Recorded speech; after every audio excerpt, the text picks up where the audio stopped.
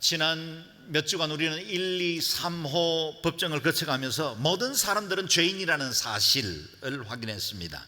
자연인으로 출생해서 불경건과 불의로 우상 숭배와 불의의 여러 죄악에 빠져있는 사람들도 죄인입니다. 도덕과 양심에 따라 살아왔다고 자부하는 사람들도 그 내면의 본성적인 죄성에 의해서 죄인이 되었습니다. 율법을 가지고 선민의 표인 할례를 가진 유대인 역시 죄인이었습니다. 지난 주일에 우리가 묵상한 것처럼 유대인들이 반발하며 주장하는 네 가지 반론 역시 그들의 교활함만 더 드러냈을 뿐이지 그들의 죄 없음을 증거할 수는 없었다는 것입니다. 이제 법정의 마지막 판결문만 낭독하게 되었습니다. 자, 피고석에 선 인류와 함께 저와 여러분도 함께 서서 이 판결문을 주의 깊게 들어보시기를 바랍니다. 함께 9절에서 12절 말씀을 읽겠습니다. 시작. 그러면 무슨 말을 해야 하겠습니까? 우리가 더 낫습니까? 결코 그렇지 않습니다. 유대 사람이나 그리스 사람이나 다 죄 아래 있다고 우리가 이미 선언했습니다. 기록되기를 의인은 없으니 하나도 없고 깨닫는 자도 없고 하나님을 찾는 자도 없다. 모두 곁길로 행해 다 쓸모없게 됐다. 선을 행하는 자가 없으니 하나도 없다. 아멘. 인간에 대한 실존, 우리의 상태가 이렇다는 사실을 리얼하게 보여주고 있습니다. 유대 사람 그들도 죄인이다. 그리스 사람 그들도 역시 죄인이다. 저와 여러분 역시 죄 아래에 있다라고 판결된 겁니다. 사도 바울은 우리에게 묻죠. 우리가 더 낫습니까? 결코 그렇지 않습니다. 바울은 그 자신을 포함해서 이미 그리스도를 믿고 있는 로마 성도들 역시 죄의 보편성으로부터 자유롭지 못하고 여전히 옛사람의 그 죄성에 영향을 받고 있는 자다라는 겁니다. 죄 아래에 있다는 말은 죄의 지배를 받고 있다, 그런 뜻입니다. 우리에게 받아들이는 것이 불편하겠지만 우리 역시 죄 아래에 있고 여전히 죄성을 가지고 있습니다. 그 누구도 예외가 아닙니다. 도덕과 인격과 양심에 따라 정도의 차이는 있지만 모든 사람들은 죄를 범하였음에 하나님의 영광에 이를 수 없다는 동일한 결론 앞엔 어느 누구도 피할 수가 없습니다. 사람들은 자신이 죄인이라는 사실을 불편해하기 때문에 죄의 실체와 직면하지 않고 죄를 교묘한 말들로 바꾸는데 익숙해 왔습니다. 죄를 지었다고 말하지 않고 실수하거나 미숙했다고 말합니다. 사회학적으로 죄는 선이 결핍된 상태라고 말하고 심리학에서는 우리 안에 있는 상처나 갈등의 문제 때문이다 라고 말합니다. 죄의 본질을 희석시키려는 시도입니다. 보십시오. 죄 지었다는 것 인정하지 않으려고 정치권에서는 늘 유감스럽다는 애매한 표현으로 비껴나갑니다. 회피하는 것이죠. 오히려 정신건강을 위해서 죄책감을 갖거나 죄의식을 갖지 말라는 조언들을 합니다. 양심을 일깨우는 것이 아니라 양심을 달래는 수준으로 죄 문제를 다루려 합니다. 그러다 보니 죄는 해결되지 않은 채 여전히 남아 있습니다. 회개하고 죄에서 돌이켜야 하는데 죄를 어루만져 버림으로, 눈 감아 버림으로, 죄를 봉합해 버림으로 그 죄는 여전히 해결되지 못한 채로 사람들의 마음 안에 남아 있다는 겁니다. 그러나 성경은 우리가 죄인이다는 사실을 드러내는데 주저함이 없습니다. 우리가 다 죄 아래에 있다 선언합니다. 의인은 없으니 하나도 없고 죄를 깨닫는 자도 없고 하나님을 찾는 자도 없다. 모두 곁길로 행해 다 쓸모없게 됐다. 선을 행하는 자가 없으니 하나도 없다. 없다, 없다, 없다. 7번의 반복을 통해서 강하게 그 죄의 문제에서 자유로울 사람은 아무도 없다는 사실을 보여주고 있습니다. 물론 이 말에 선뜻 동의 못할 분들도 없지 않을 겁니다. 사람들 중에도 다른 사람을 위해서 희생적으로 봉사하며 살아간 사람들이 있죠. 대의와 국가를 위해 자신을 드린 고귀한 희생도 있습니다. 우리가 영웅이라 부르기도 하고 위인이라 부르기도 하고 의인이라 호칭하는 그 이름을 헌정하는 경우도 있습니다. 사실입니다. 그러나 도덕과 인격에서 더 나음과 더 나쁨의 차이는 있을 뿐이지 결코 하나님의 의로우심에 이를 수 있는 사람은 아무도 없다는 겁니다. 왜요? 하나님께서 말씀하시는 법정의 그 의는 사법적인 의가 아니라, justice가 아니라 신앙적인 의, 하나님이 원하시는 의, righteousness를 요구하기 때문입니다. 제가 자주 반복해서 쓰는 예화를 기억할 겁니다. 밤하늘의 별을 따겠다고 아이들이 장대 하나씩을 들고 동산 위로 올라왔습니다. 8살 아이가 들고 온 막대기에 비해서 13살 형이 들고 온 막대기는 크고 깁니다. 그러면 긴 장대를 가진 아이는 별을 딸 수 있을까요? 그럴 수 없습니다. 그냥 조금 더 길게 보일 뿐이고 좀 더 큰 것을 들고 왔을 뿐이죠. 인간이 가진 의의 막대기가 그렇습니다.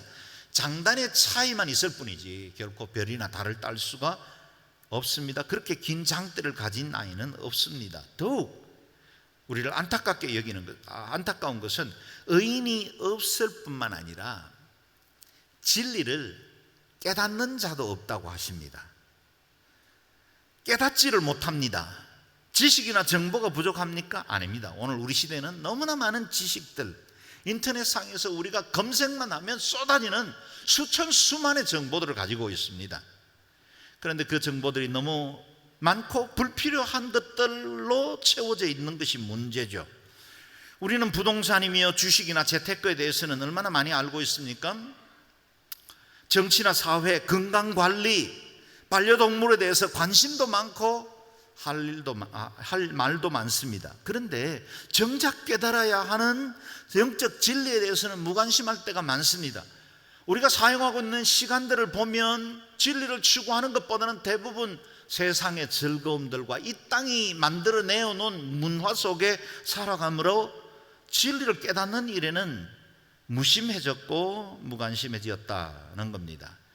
저마다 자기 소견에 오른 대로 엉뚱한 곳에 치우쳐 버렸습니다. 하나님을 찾는 자도 없습니다. 내 영혼에 관한 문제, 영원한 생명이나 하나님의 뜻에 관해서는 귀를 닫고 마음을 닫고 살고 있는 사람들이 너무나 많습니다. 그러다 보니 모두 곁길로 행해 다 쓸모없게 되었다는 겁니다. 결코 우리의 행복도 생명도 보장하지 못할 쓸모없는 곁길로만 다닙니다. 사람들 정말 똑똑하고 개성도 강하고 능력도 많은 것 같은데 영적인 세계에 대해서는 너무 심할 정도로 무지합니다. 안쓰러울 정도로 무감각하게 되었습니다. 그래서 선을 행하는 자가 없으니 하나도 없다라고 말씀하시는 겁니다. 선을 추구하는 것처럼 보이지만 그 본성 깊이에 이기적인 개인의 욕망, 탐욕이 가득할 때가 많습니다. 러시아 침공으로 처참하게 파괴된 우크라이나의 도시들을 보면서 이 세상에 정말 선이라는 것이 존재하는가 의구심이 듭니다. 선을 행하는 자가 없으니 하나도 없다는 말씀이 실감납니다. 그렇다면 서방 7개국은 선한 세력입니까? 러시아와 중국은 악의 축이고 나토는 세계 평화와 선을 추구하는 기구입니까? 유엔은 이 세상의 평화를 얻을 수 있는 대안이 될 수 있겠습니까? 물론 미국을 포함한 서방은 우리의 우방이고 이 세상의 질서에 좀 더 나은 대안이 될 수 있다는 건 틀림없습니다. 그러나 절대 선에는 결코 이르지 못합니다. 세상은 저마다 각국의 이익과 정치적인 이해로 움직일 뿐입니다. 이 땅에는 참된 선이 존재하지 않습니다. 여러분, 이 사실을 우리가 분명히 인정해야 복음이 얼마나 가치 있고 유일하고 복된 것인지를 깨닫게 되는 겁니다. 선하신 하나님 한 분 외에는 그 어디에도 진정한 선은 없습니다. 창조주이시며 생명의 근원 되신 선하신 하나님께로 돌아가야 합니다. 마치 아버지를 떠난 탕자가 꿈꾸고 계획하는 모든 것이 허망하고 실패할 것이 분명한 것처럼 죄의 지배 아래 있는 인간이 꿈꾸는 것 결코 우리의 행복을 그리고 우리를 안전한 지대로 이끌어가지 않습니다. 이것이 죄된 인류의 실체이고 이것이 우리가 직면한 죄의 결과입니다. 이제 피고석에서는 우리의 구체적인 죄의 목록을 읽어보겠습니다. 13절에서 18절 말씀 읽습니다. 시작. 그들의 목구멍은 열려있는 무덤이고 혀로는 거짓말만 일삼으며 그들의 입술에는 독사의 독이 있고 그들의 입에는 저주와 독설이 가득하다. 그들의 발은 피 흘리는데 민첩하며 그들의 길에는 파멸과 참담함이 있어 그들은 평강의 길을 알지 못했다. 그들의 눈에는 하나님을 두려워함이 없다라고 한 것과 같습니다. 아멘. 말씀을 읽을 때 어떤 느낌이 드십니까? 아마 우리 중에 대부분은 그래도 나는 이 정도로는 악하지는 않습니다 라고 위로받고 싶을 겁니다. 물론입니다. 하나님을 섬기고 예배하는 우리 중에 누가 이런 타락한 삶을 살겠습니까? 그러나 기억해야 할 것은 우리 옛사람의 본성은 이 같은 죄악된 경향성을 조금도 개선되지 않은 채 똑같이 가지고 있다는 것입니다. 오늘 이 죄의 본성에 대해서 고발하는 이 내용들은 바울의 창작품이 아닙니다. 구약의 시편에서 5편, 10편, 14편, 43편 쭉 이어지는 말씀에서 기록된 말씀을 바울은 인용한 것뿐입니다. 잠언에서, 이사야서에서 이미 기록된 인간의 실존, 구약시대 모든 전 세대를 아울러 그렇게 살아왔던 인간들, 그리고 현생에 지금 살아가고 있는 모든 인류의 실존을 바울은 인용해서 소개할 뿐이죠. 인간은 에덴에서 범죄한 이후부터 지독하리 많지 집요한 죄와 어둠의 지배 아래 있게 되었습니다. 사랑하는 여러분, 지금 우리가 대한민국에서 사회 질서와 법의 보호를 받고 있고 서로 존중하고 배려하는 이웃들과 함께 살고 있기에 그나마 교양 있고 품위 있는 삶을 살고 있습니다.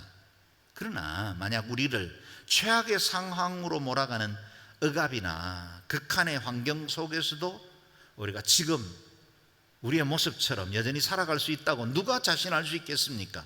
누군가 우리 아이를 학대하고 괴롭혀서 우리 아이들의 인생이 무너져 버렸다면 그래도 내가 교양과 품위를 유지할 수 있겠습니까? 결코 쉽지 않을 것입니다. 우리 가족의 생존 자체를 위태롭게 하고 극심한 고통과 두려움에 처해 있을 때도 내 양심과 인격이 정상적으로 작동할 수 있을까요? 날 통제할 수 있을까요? 결코 확신할 수 없는 일이죠. 우리가 보는 대로 여러 날 아무것도 먹지 못한 채 굶주려 있고 언제 포탄이 떨어질지 모르는 전쟁터 한가운데서 생존해야 한다면 혹 폭력과 강간이 자행되고 양민을 학살하는 그 현장에 내가 같이 살아가고 있다면 나는 어떤 사람이 되어 있을까요? 열려있는 무덤처럼 입술에는 독사의 독을 뿜어내고 거짓말과 저주와 독설? 그게 어쩌면 당연한 삶의 방법, 생존의 방법처럼 여기지지 않겠습니까? 불과 몇 개월 전 우크라이나와 러시아의 젊은이들 가운데 누가 오늘 말씀처럼 발은 피 흘리는데 민첩하며 길에는 파멸과 참담함이 있어 평강의 길을 알지 못하는 사람이 되어 있을 것이라고 짐작이나 했겠습니까? 그들도 여행과 음악을 좋아하고 낭만을 즐기며 그리고 미래를 꿈꾸던 평범한 젊은이들, 청년들 아니었습니까? 사랑하는 사람의 아들, 딸들이었고 연인들이었고 남편이지 않았겠습니까? 그러나 지금 그들은 서로 죽이고 죽여야 하는 세상 속에 살고 있습니다. 우리는 침략 땅에 피해받고 있는 우크라이나 편에 서서 대전차 미사일 자벨린이 러시아의 탱크를 하나씩 격파할 때마다 통쾌해하고 있지만 여러분, 탱크가 폭발할 때 적어도 그 안에 3명에서 5명 정도의 러시아의 병사가 소리 한 번 내지 못한 채로 화염에 쌓여 죽어가고 있다는 것을 우리가 기억하고 있습니까? 그렇게 1,000여 대의 탱크와 전차가 파괴되었습니다. 거기에 선이 어디 있습니까? 사람들이 평화롭게 살 수 있는 방법을 몰라 전쟁하겠습니까? 요즘 우리는 악한 몇 명의 지도자들이 야망과 오판으로 인해서 지난 3개월 동안 수만 명의 젊은이들이 목숨을 잃고 전쟁에서 죽어갔고 수많은 사람들이 부상을 입게 되었습니다. 양민들이 학살당하고 있습니다. 세계 경제가 이처럼 위기를 겪을 수 있습니다는 걸 우리는 확인하게 된 겁니다. 그리고 지금 전쟁 중에 우리가 보시는 것처럼 우리 대통령도 참여했지만 미국과 EU를 중심으로 한 나토가 세력을 결집하는 동안 러시아와 중국을 중심으로 하는 브릭스가 또 세력을 결집하고 있습니다. 냉전 종식 31년 만에 신냉전 시대가 열려지고 있습니다. 양 진영은 핵무기를 전전 배치하고 군사력을 계속 증대시키고 있습니다. 인간의 사회에 선이 어디 있습니까? 지금 우리가 멀쩡한 대한민국에 살아가고 있지만 혹 우리 한반도에 전쟁의 불길이 일어난다면 우리도 여전히 괜찮은 인간으로 살아갈 수 있을까요? 사람들은 평화의 방법을 모르는 것이 아니라 평화의 방법을 원치 않습니다. 이게 우리의 죄성입니다. 우리는 28절에서 이 모든 죄악의 뿌리가 어디서부터 비롯되었는지를 볼 수 있습니다. 그들의 눈에는 하나님 두려워함이 없다라고 한 것과 같습니다. 모든 죄는 하나님을 두려워하지 않는 마음에서 나옵니다. 하나님의 온 세상을 심판하시고 여전히 모든 행위들을 판단하고 계신다는 사실을 기억하지 않기 때문에 이 같은 죄들이 일어나는 겁니다. 곰팡이가 습한 환경에서 금세 퍼져나가듯이 죄 역시 잘 자라나는 환경이 따로 있습니다. 그것이 바로 하나님 경외하지 않는 마음입니다. 존 칼빈은 하나님에 대한 경외심은 우리의 사악함을 견제하는 굴레라고 합니다. 그리고 그 경외심이 사라질 때 온갖 종류의 방탕한 생활에 거침없이 탐닉하게 된다고 지적했습니다. 그렇습니다. 하나님을 두려워하는 마음이 사라지면 죄를 짓고 악을 가까이 할 수밖에 없습니다. 하나님을 무서워하지 않는다면 설사 저와 여러분이 예수 믿는다 할지라도, 설사 매주일 예배하는 사람이라 할지라도 하나님 두려워하지 않으면, 그 심판에 대해서 경외하지 않으면 죄 가운데 빠집니다. 넘어집니다. 하나님 경외함이 없는 것이 이 시대 우리 교회의 가장 큰 위기입니다. 교회의 위기는 저기 이슬람의 세력이 아닙니다. 하나님 경외함을 잃어버린 채로 새 속의 나라를 세워가는 인간들의 마음이죠. 하나님을 무서워하지 않으면 불의도 거짓말도 거침없이 하게 됩니다. 하나님께서 입술에 파수꾼을 세워주지 않으면 얼마나 많은 사람들에게 상처 주고 인격을 파괴하는 말들을 합니까? 오늘 본문 그들의 목구멍은 열려있는 무덤이고 혀로는 거짓말만 일삼으며 그들의 입술에는 독사의 독이 있고 그들의 입에는 저주와 독설이 가득하게 된다는 겁니다.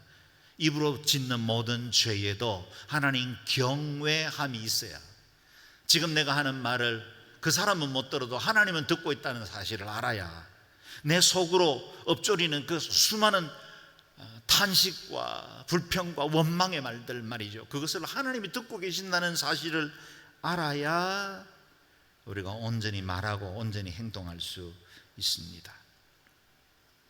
이제 바울은 마지막으로 유대인들이 의지하는 율법으로 의로워질 수 없다는 사실을 다시 선언하고 있습니다. 19절에서 20절을 말씀 읽습니다. 시작. 율법이 말하는 것은 율법 아래 있는 자들에게 말하는 것임을 우리는 압니다. 이는 모든 입을 다물게 하고 온 세상이 하나님의 심판 아래 있게 하려는 것입니다. 그러므로 율법의 행위로는 하나님 앞에서 의롭다는 인정을 받을 육체가 없습니다. 율법으로는 죄를 깨달을 뿐입니다. 율법의 역할과 한계가 무엇인지를 분명히 보여주고 있죠. 율법의 역할은 두 가지입니다. 율법의 첫 번째 역할은 온 세상이 하나님의 심판 아래 있다는 사실을 깨닫게 해줍니다. 우리의 행위나 공로 결코 의롭게 될 수 없습니다. 아무리 돌을 닦고 종교적인 수양을 쌓는다 할지라도 그 우리의 노력과 행위로서는 심판의 주 앞에서는 아무런 도움도 되지 않는다는 사실을 깨닫게 하는 것이 율법이라는 겁니다. 우리가 하나님 앞에서는 여지없는 죄인이라는 사실, 아무런 변명도 궤변도 할 수 없습니다. 자랑하려는 모든 입을 다물게 만듭니다. 그게 율법의 기능입니다. 두 번째 율법의 역할은 죄를 깨닫게 해줍니다. 만일 하나님의 말씀을 알지 못한다면 우리는 선이 무엇인지 죄가 무엇인지도 알지 못하며 살았을 겁니다. 율법은 거울과 같은 역할을 합니다. 율법 자체는 선한 것이지만 율법의 한계도 분명히 보여줬죠. 율법이 요구하는 것을 결코 다 지킬 수 없기에 우리 스스로가 율법 앞에 절망하게 만든 겁니다. 율법의 행위로는 하나님 앞에서 의롭다는 인정을 받을 육체가 없습니다. 그래서 우리의 내면의 모든 숨은 동기까지 비춰주시는 그 하나님의 말씀 앞에 나는 죄인입니다. 내게는 정말 복음이 필요합니다. 내 힘과 의지와 노력으로는 안 됩니다. 내 양심과 인격도 안 됩니다. 내가 그동안 살아온 모든 신앙의 훈련과 사람들에게 보여준 내 성품으로도 안 됩니다. 하나님이 필요합니다 라는 절망에까지 이끌어가게 하는 겁니다. 병원에서 건강검진을 받고 내 몸의 수치를 확인했다고 해서 내 병이 낫거나 몸이 건강해지는 건 아니죠. 건강검진은 내 몸의 정확한 상태를 보여줄 뿐입니다. 율법은 건강검진과 같습니다. 우리의 상태를 보여줄 뿐이지 그것이 우리를 온전하게 회복시키지 못합니다. 그렇다면 이렇게 말씀 앞에 우리의 죄를 덜 추어내는 이유가 무엇일까요? 심판하고 정죄하기 위함입니까? 아닙니다. 우리를 정죄하는 이유는 살리고 회복시키기 위함입니다. 우리가 지난 몇 주간 동안 듣기가 불편할 만큼 우리를 지속적으로 죄인이라고 코너로 몰아오던 이 모든 말씀들이 우리에게 주는 메시지는 하나입니다. 너의 본질을 보라. 우리의 영적 건강 상태를 정확하게 보고 치료자 되신 분에게로 나아가라는 겁니다. 만일 내 장기에 악성 종양이 자라고 있는 것이 발견된다면 힘들고 고통스럽더라도 의사에게 몸을 맡겨야 합니다. 수술도 받고 치료도 받고 처방도 받아야 합니다. 저와 여러분 1, 2차 법정의 피고인으로서 우리가 설 수밖에 없었던 것은 우리를 정죄하고 감옥에 가두리는 게 아닙니다. 죄를 깨닫고 그 죄에서 돌이켜 살게 하기 위함이죠. 어떻게 죄로부터 자유로울 수 있을까요? 그 첫걸음이 자신이 죄인이라는 사실을 인정하는 것입니다. 우리의 상태를 시인해야 합니다. 9절에 우리는 죄 아래 있습니다. 19절에 율법 아래 있습니다. 그리고 하나님의 심판 아래 있습니다. 우리는 아래 있습니다. 우리를 억누르고 우리를 영원한 저주와 심판 가운데로 이끌어가려고 하는 세력들 지배를 받고 있습니다. 그래서 그 지배로부터 자유케 될 그 길을 찾아야 합니다. 우리는 스스로 이 같은 지배에서 벗어날 수 없습니다. 자신의 죄 문제에 정직하게 직면하고 재판장 앞에 이렇게 고백해야 합니다. 나는 전적으로 타락한 죄인입니다. 내 스스로의 힘으로는 이 심판에서 벗어날 수 없습니다. 나는 전적으로 타락한 죄인입니다. 내 힘으로는 이 심판에서 벗어날 수 없습니다. 이 심판받을 수밖에 없는 현실에 두려움을 가져야 절박한 심령으로 은혜를 구할 수 있게 됩니다. 죄를 시인해야 회복의 길이 열립니다. 어떤 길입니까? 놀랍게도 재판장이 피고의 죄를 판결한 다음에 재판석에서 내려와 피고인석에 대신 서서 모든 죄를 담당하는 겁니다. 이 말도 안 되는 일을 하나님이 행하셨습니다. 그것이 바로 십자가입니다. 하나님과 본체이신 성자 하나님께서 인간의 몸을 입고 내려오셔서 우리의 모든 죄를 친히 담당해 주셨습니다. 이것이 복음입니다. 좋은 소식입니다. 모든 인류를 위한 굿 뉴스가 되었습니다. 그러므로 하나님께 나아가는 첫걸음은 죄인임을 시인하는 것이고, 우리에게 얼마나 복음이 필요한지, 우리에게 얼마나 예수 그리스도가 절박한지를 시인하며 나아가는 것입니다. 그때 온전히 우리를 받으시고 우리의 죄들을 용서해 주시고 새롭게 해주시는 그 주님 앞에 나아갈 수 있습니다. 다시 주님께 나아가 십자가만 굳게 붙드는 저와 여러분 되시기를 주의 이름으로 축원합니다. 아멘. 기도하겠습니다. 기도할 때, 하나님, 저는 죄의 실존을 가지고 있습니다. 실존이 죄 덩어리입니다. 목구멍이 열린 무덤이고 우리 혀가 거짓을 일삼고 입술에 독사의 독을 품을 때가 많습니다. 피 흘리는데 우리 발이 빠릅니다. 때로는 파멸과 참담 앞에 섭니다. 평강의 일을 알지 못한 채 방황합니다. 지금 꽤나 고상하게 살아가고 있지만 우리의 본질은 이렇습니다. 지금 예수 믿어 감사합니다. 거듭나서 감사합니다. 그런데 이 본질에 노출되지 않도록 우리가 늘 깨어있게 하시고 그 은혜에서 잠시 잠깐이라도 떠나지 않게 도와주십시오. 하나님의 자비와 은총 없이는 살 수가 없사오니 우리를 주의 손으로 붙드시고 긍휼히 여겨 주십시오. 주님 사랑하고 경외하는 마음 깊어지게 하여 주옵소서. 통성으로 같이 기도하겠습니다. 존귀하신